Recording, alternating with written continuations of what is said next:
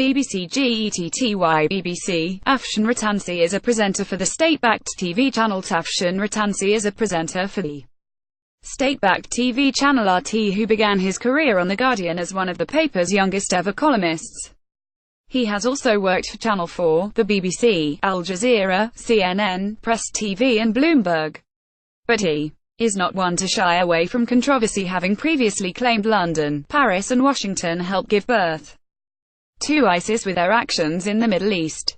Conservative MP for Totnes Sarah Wollaston said, "Seriously, why is BBC Question Time giving a platform to RT, a mouthpiece for Putin? Russia has unleashed a nerve agent here in Britain." Panellists walk out in disgust. Although Russia's involvement in the poisoning of Sergei Skripal and others in Salisbury is suspected, it has not been conclusively proven, and Russia still denies any responsibility.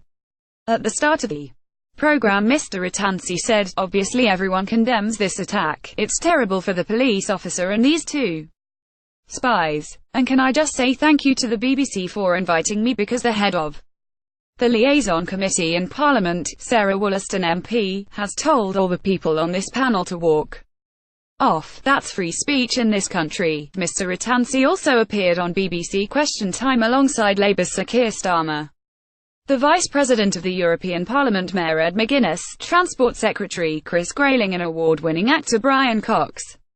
Foreign Secretary Boris Johnson said the attempted murder of Mr. Skripal in Salisbury earlier this month was the Kremlin's way of warning defectors and dissidents. "Look at what happens to people who stand up to the regime." Boris Johnson said the evidence is overwhelming that Russia was behind the attack, which the government said was perpetrated using a horrific Soviet-era nerve agent known as Novichok.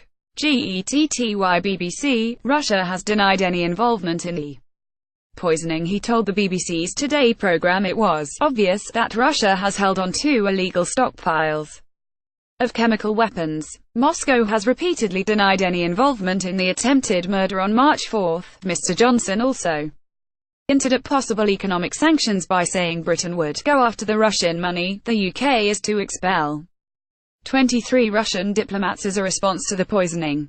The Foreign Secretary also revealed the Prime Minister is due to speak with French President Emmanuel Macron about the nerve agent attack again. GETTYBBC. Boris Johnson hinted at economic sanctions. Reuters has reported a French official as saying France agrees with Britain's assessment Russia was responsible for the attack and that there was no other possible explanation. Vladimir Putin and Russian officials have maintained it had no hand in the poisoning, which left former double agent Mr. Skripal and his daughter Yulia in a critical but stable condition in hospital.